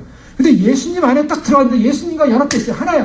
주 안에. 내가 주 안에 있어요. 주 안에 지금 로켓을 타고 있어요. 주님과 함께인데 주님이 빛이기 때문에 30만 킬로 날아가고 있어요. 주님과의 거리가 아무리 멀어도요. 주님은 가까워요. 그렇게 느껴지는 거예요. 이게 이제 상대성 이론하고 같아요. 제가 보니까. 그래서 주님 안에 그 로켓, 주님 안에 타고 있으니까 주님이 빛의 속도로 가니까 내가 주님을 만나는 시간에 밖에서 보는 사람은요. 주님 밖에서 보는 사람은 주님과의 거리가 멀어요. 저게 여기서부터 저까지 주님 만나러 가려면 앞으로 20년, 30년 더 가야 될지 모르겠어요. 근데 주님 안에 딱 들어간 사람은 주님의 속도로 가니까 주님이 바로 이 앞에 있어요. 거리도 이 앞에 있어요. 시간도 이 앞에 있어요. 확 줄어들어 버린 거예요. 자, 지금 바울은 그 얘기하고 있는. 자, 저희가요, 예수님 오신다 할 때 주님 밖에 있는 사람들 특징이 뭐예요? 아이고, 주님이 언제 오셔? 더디 오셔? 늦게 오셔? 시간 안 가요? 주님 오시면 앞으로 30년 남았어. 복음 다 전하면 30년 남았어. 40년 남았어. 아이고, 저 거리로 봐. 주님 오시려면 이게 성경이 이루어지려면 이게 앞으로 멀었지. 이렇게 보고 있어요. 그런데 주 안에 딱 들어간 사람은, 주님과 연합된 사람은 몇 퍼센트 연합돼 있어요? 100% 연합된 사람은 바로 주님이 와 있어요. 이 앞에. 주님이 와 있어요. 이미 주님이 재림하고 계시고 주님과 나의 거리가 붙어 있어요. 지금. 근데 내가 60%, 40%, 30% 주님과의 연합이 적을수록 빛의 속도가 줄어들어요. 빛의 속도가 줄어들으니까 주님과의 시간이, 만나는 시간이 짧아지겠습니까? 길어지겠습니까? 짧아지지 않고 길어진다는 거예요. 주님과의 거리도 멀어져요. 주님과 멀어질수록, 내가 주님과의 관계가 멀어질수록 주님을 만나는 시간도 짧아지고 주님을 보는 거리도 주님을 만나는 시간도 멀어지고 주님을 보는 거리도 멀어져요. 지금 바울은요, 지금 주님을 안에 들어가서 주님과 함께 주님의 속도로 지금 가는 거예요. 주님의 속도. 주님의 속도. 물리계라는 빛의 속도로 지금 가고 있어요. 그러니 바울이 하는 말은 주께서 가까우시니라. 바울은요, 2000년의 역사를 뛰어넘어서 지금 주님이 가깝다. 여러분, 우리가 주님 안에 들어가서 주님의 속도로 지금 살고 있다면, 주님과 연합돼 살고 있다면, 주님과 함께 하고 있다면 주님은 가까우신 거예요. 이 가깝다는 것을 이론으로 가까운 게 아니라 느낀다고요. 그걸 느끼는 거, 이게 상대성 이론이에요. 느끼는 거예요. 그 사람만 느껴요. 그 사람만. 다른 사람 못 느껴요. 반드시 그 안에 타서 주님과 함께 가는 사람만 그걸 느끼게 돼 있어요. 객관적인 사람은요, 아니 멀었어요. 주님 오시면 멀었어.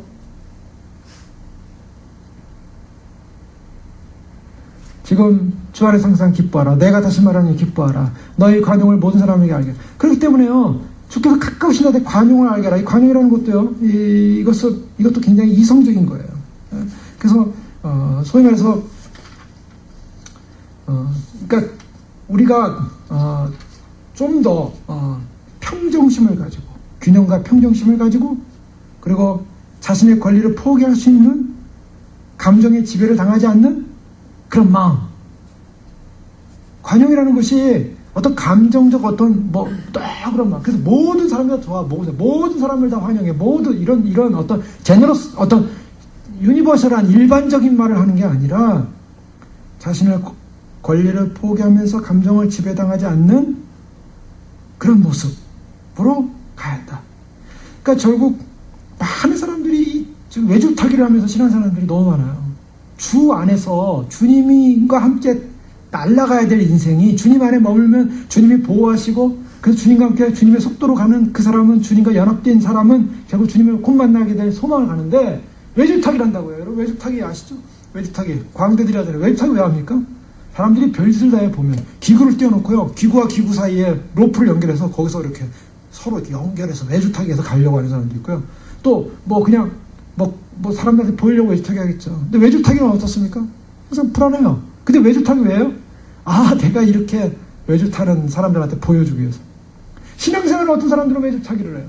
그래서 내가 주인공이야, 내가 주인공이야. 근데 그러면 줄이 불안불안해요. 그래가지고 올라갔다 내려갔다 하면서 막 균형잡느라고 정신없다가 뚝 떨어질 수가 있어요. 물론 통과해버리면 환영받고 박수 받겠죠. 그런데 떨어질 수 있다고요. 외줄 타기 하는 게 우리의 신앙이 아니에요. 우리의 신앙은 주 안에서 주님과 함께 주님의 속도로 달려가야 됩니다. 지금 바울이 느껴져요. 바울이 뭘 느꼈습니까? 바울은요, 지금 구원에 대한 그 갈망과 열정, 주님을 보고자 하는 열정, 그날에 변형되고자 하는 그 열정을 보고 달려가고 있는 거예요. 그래서 그날에 변형되려 미리 보고 있어요. 주께서 가깝다. 그 때문에 아무것도 염려하지 말고 모든 일에 기도와 간구로 드리고 감사함을 하나님께 아뢰라. 뭐라고 합니까? 기도하라는 거예요. 자, 여기서 염려와 기도가 나와요. 염려, 기도. 자, 오늘날 무엇입니까? 오늘날 현대의 특징은, 현대 실존주의 특징은, 샤르트라는 이제 그런 철학자는 이 세상의 문제는 불안이다, 염려다 그랬어요. 실제로 염려라는 것이 인간의 실존이에요. 염려 없습니까? 염려 있죠. 자, 염려를 안 할 수는 없어요. 바울이 염려 안 했을까요? 사실? 여기 봐요. 이거 아무것도 염려하지 말고.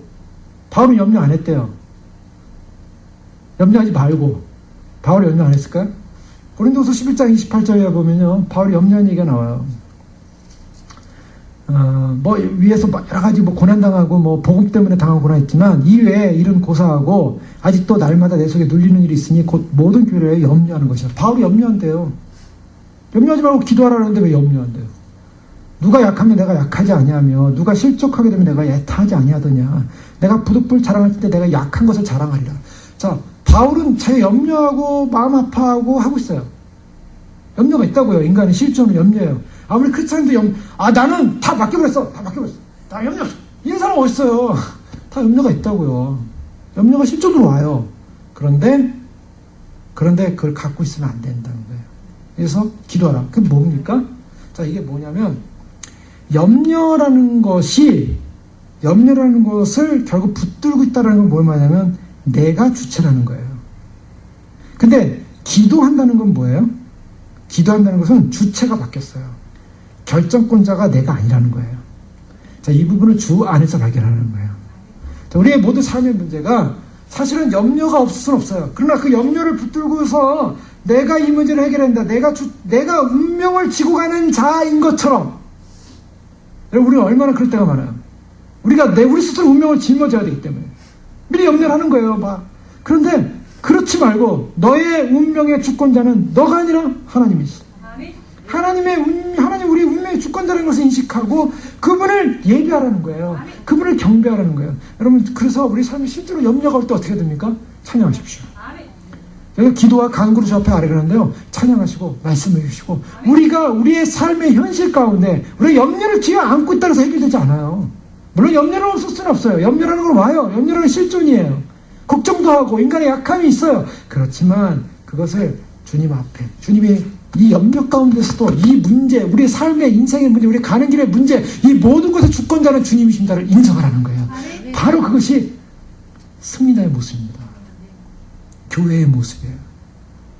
그래서 실제로 그러한 실제적인 그러한 믿음의 삶을 우리가 살아갈 때 구체적인 적용을 말합니다. 끝으로 형제들아, 무엇인지 참되며 무엇이든지 경건하며 무엇인지 옳으며 무엇인지 정결하며 무엇이 사랑할 만하며 무엇인지 칭찬을 받을 만하며 무슨 덕이 있든지 무슨 기름이 있든지 이것들을 생각하라.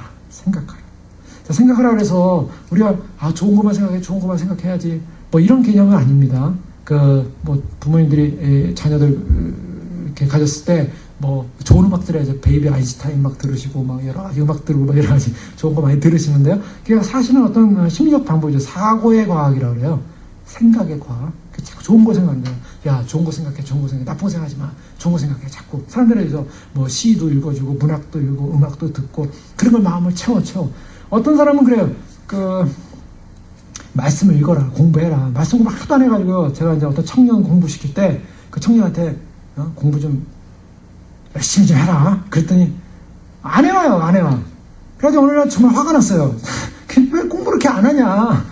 너한테 유익이 그러는데 목사님 저는 공부보다는 클래식을 들어요. 클래식? 그거 왜 들어? 그걸 들으면 마음이 편하라고. 그걸 들으면은 하나님이 느껴져요. 뭐 이상한 얘기 하더라고요. 그걸 들으면 하나님이 느껴진대, 하나님이.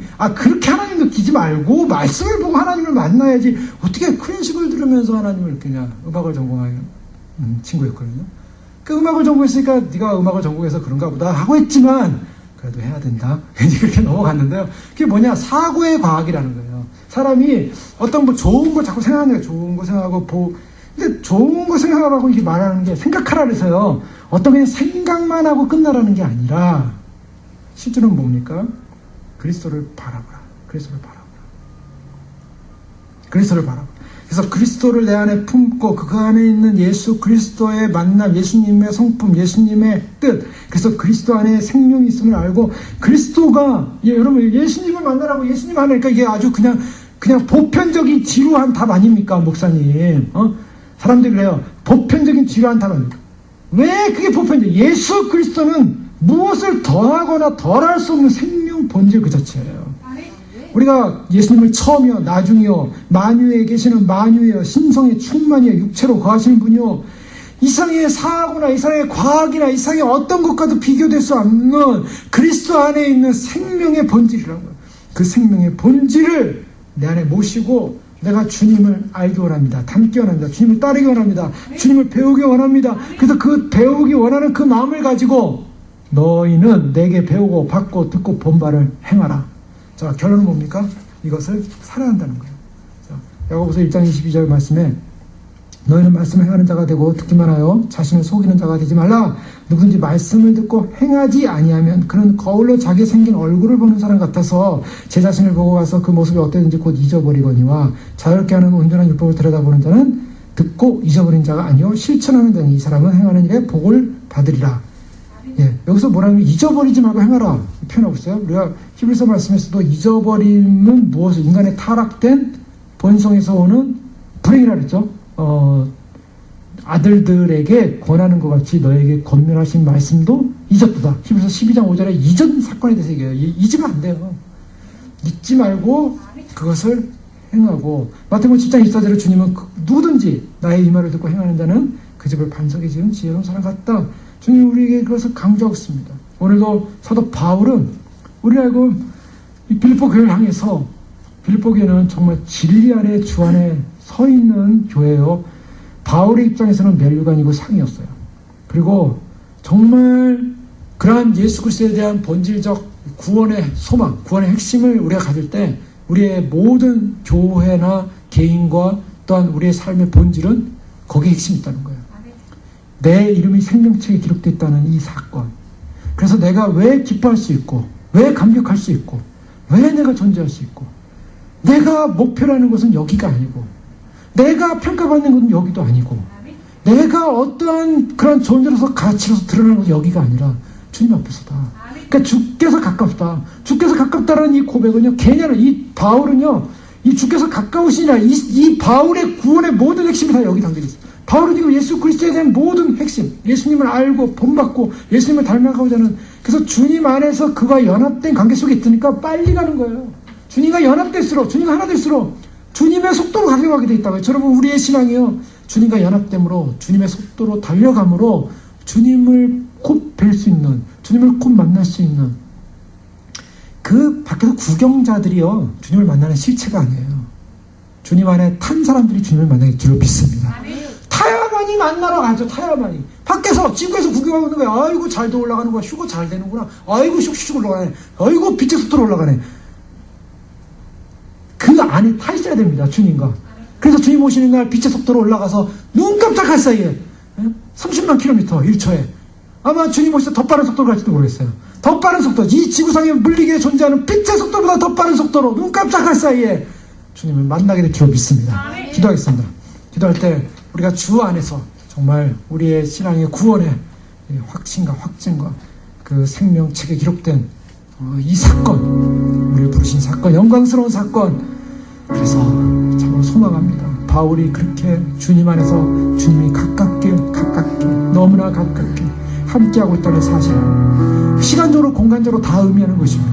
주님이 가깝다. 주께서 가까우시면 정말 가까이 오셨고 또는 우리 가까이 계십니다. 주님이 멀리 계시고 주님이 멀리 올 것 같고 이게 주 안에서 달려가는 길, 주님과 함께 주님의 고난과 부활과 주님 우리의 모든 염려를 맡겨버리고 우리의 주체는 주님이십니다. 주님 그렇습니다. 주 안에 굳게 서서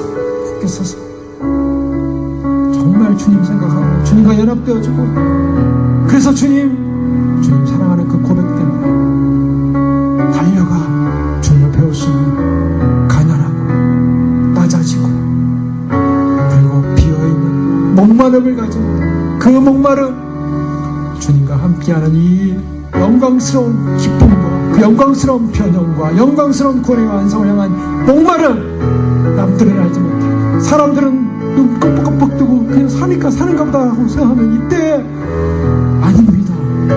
우리는 살았고 우리는 그 사는 속도와 그 사는 감격과 그 사는 영광인 주님과 함께 연합되어 주님의 속도로 주님의 영광의 나라를 향하여 달려가고 있습니다. 주여 그 나라가 눈앞에 보입니다. 주님의 눈앞에 보이고 주님의 시간이 눈앞에 와 있고 주님 그날 영광스러운 날 그 주님의 속도로 주님 배영되어 주님 만나 뵐 수 있도록 저희를 이끌어 주시옵소서. 함께 기도하겠습니다. 주여 감사합니다. 주여 저희를 이끌어 주시고 아버지 하나님 참으로 주님 저희가 이 땅 가운데 있지만 이 땅 가운데 존재하고 있지만 우리의 마음과 시간과 생각과 마음은 뜻은 주님의 나라를 향하여 달려갑니다. 주님의 영광을 향하여 달려갑니다. 아버지 하나님 참으로 그래서 주님 만나 그날 향하여 달려갑니다. 우리의 소망이 주님께 있습니다. 우리의 소망이 주님 나라에 있습니다. 아버지 하나님 참으로 주님 안에 주님과 함께 아버지 하나님 그 안에 참으로 연합된 존재들이야만이 아버지 그날의 빛의 속도로 아버지 주님의 속도로 주님을 만나는 속도로 올라가 아버지 하나님 주님을 뵙는 역사가 임하게 도와주셔서 아버지 하나님 마치 정지한 시간처럼 마치 아무것도 아닌 시간처럼 아버지 하나님 사람들의 눈에는 속히 지나가는 시간처럼 모였지만 아버지 하나님 그러나 주님 안에서 우리 연합된 관계로 하나됨으로 말미암아 아버지 하나님 우리가 아버지 주님 안에서 온전히 주 안에서 아버지 하나님 온전히 변화되어진 존재로 나가길 원합니다. 아버지 하나님 그 갈망함이 넘쳐나게 하시고 사모함이 넘쳐나게 하시고 아버지 하나님 참으로 세상이 알지 못하고 사람들이 알지 못하고 아버지 하나님 참으로 주님 우리가 주님을 향해 달려가는 그 믿음의 시간들이 아버지 하나님이요 아버지 하나님이요 동시적으로 일어나는 것 같지만 그러나 아버지 하나님 그 안에 믿음에 있는 사람들은 주님을 뵙는 것이고 그 안에 있는 사람들은 아버지 하나님 주님이 가까이 느껴진 것이고 아버지 그 안에 주님과 함께 달려가는 사람은 그날의 영광이 아버지 하나님 가까웠음을 느끼게 그날의 영광이 아버지 하나님 가까웠음을 느끼게 아버지 하나님 참으로 그 영광을 향하여 달려나가시는 믿음을 갖게 하여 주시옵소서. 소망합니다. 갈망합니다. 사모합니다. 주여 아버지 하나님 참으로 달려가게 하여 주시옵소서. 주여 우리의 삶이 우리의 시간이 아버지 하나님 달려가게 하여 주시옵소서. 주여 참으로 주 앞에 달려가게 하여 주시옵소서. 주여 믿음으로 달려가게 하여 구원의 소망을 달려가게 하시고 믿음의 소망을 달려가게 생명의 소망을 달려가게 하시고 할렐루야 믿음으로 말씀으로 진리로 달려나갈 때 아버지 하나님 우리가 주님의 영광을 달려나갈 때 복음을 향해 달려나갈 때 믿음을 향해 달려나갈 때 예수님의 구원의 영광을 향해 달려나갈 때 생명의 영광을 달려나갈 때 아버지 하나님 믿음의 역사 생명의 역사 구원의 역사 능의 역사 아버지 진리 역사 그 영광의 역사를 향해 달려나갈 때 아버지 하나님 참으로 주님 안에서 우리가 얼마나 형편없는 존재였고 주님 안에서 우리가 얼마나 아무것도 아닌 존재들이었고 주님 안에서 참으로 주님이 구원하시지 않으면 안 될 존재들이었다는 사실을 놓치지 않게 해주시고 내일은 우리 이름이 생명책에 기록되어 있다는 사실을 놓치지 않게 해줬어. 영원한 지옥에 떨어질 존재가 아니라 영원한 죽음에 떨어질 존재가 아니라 영원한 사망에 떨어질 존재가 아니라 아버지 영원한 생명 영원한 구원 영원한 진리 영원한 소망을 향하여 달려나갈 존재로 아버지 그래서 그날 향해 주님을 만날 존재로 아버지 그날 향하여 주님을 배울 존재로 아버지 그날 향하여 주의 영광을 소망하는 존재로 아버지 그 앞에 설 수 있도록 하나님 축복하여 주시옵소서. 주여 도와주시고 축복하여 주옵소서. 주님을 향하여 달려갑니다. 갈망합니다. 사모합니다. 놓치지 않게 하시고 축복하여 주시옵소서. 주께서 가까우시니라. 그렇습니다. 주 안에 주님과 함께 달리는 자만이 느낄 수 있는 영광의 메시지요 계시요 상대적 참으로 보이고 들리는 진리인 줄 믿습니다. 절대적 진리가 선포됐지만 사람들에게 절대적 진리를 인식하지 못하고 있습니다. 그 안에 들어간 자만이 그 안에 함께 달리는 자만이 알 수 있는 비밀을 저에게 주셨사오니 주여 주님과 함께 달려가 주님 배우게 하여 주시옵소서. 주여 굳건히 서서 우리를 주님이 말씀으로 양육한 면류관이요 사랑하는 주님의 귀한 자녀들로서 우리를 부르셨사오니 그런 교회로 주님이 세우셨사오니 우리의 진리의 가치가 세상적 평가에 있지 않고 우리의 진리의 가치가 사람들이 보는 눈의 가치에 있지 않고 우리의 진리의 가치가 말씀의 진리 안에 주님 안에 있음을 확인하기에 주님과 함께 달려가 주님을 배울 수 있는 믿음의 승리자로 축복하여 주시옵소서. 주여 감사합니다. 달려온 길 이제 더 속도를 내고 주님과 더 연합되어서 주님과 더 가까워져서 주님과 더 하나 되어서 더 빠른 속도로 주님을 뵙게 하여 주시옵소서. 주님 오시는 영광의 날 주님 그날에 변형되어 구원의 영광 가운데 설 수 있도록 축복하시고 그 다름질을 위하여 가난해지며 그 다름질을 위하여 주님의 구원이 영광스러우며 그 다름질을 향하여 우리가 생명책에 기록되었다는 사실 놓치지 않고 그날의 영광 가운데 설 영광의 날 소망하며 주님만 바라보며 달려가는 믿음의 신부되어 우리 믿음의 승리자들이여 믿음의 그날의 주님의 주인공들이 되시도록 축복하여 주시옵소서. 할렐루야 오시심을 찬양합니다. 예수님의 이름으로 감사하며 기도를 옵나이다.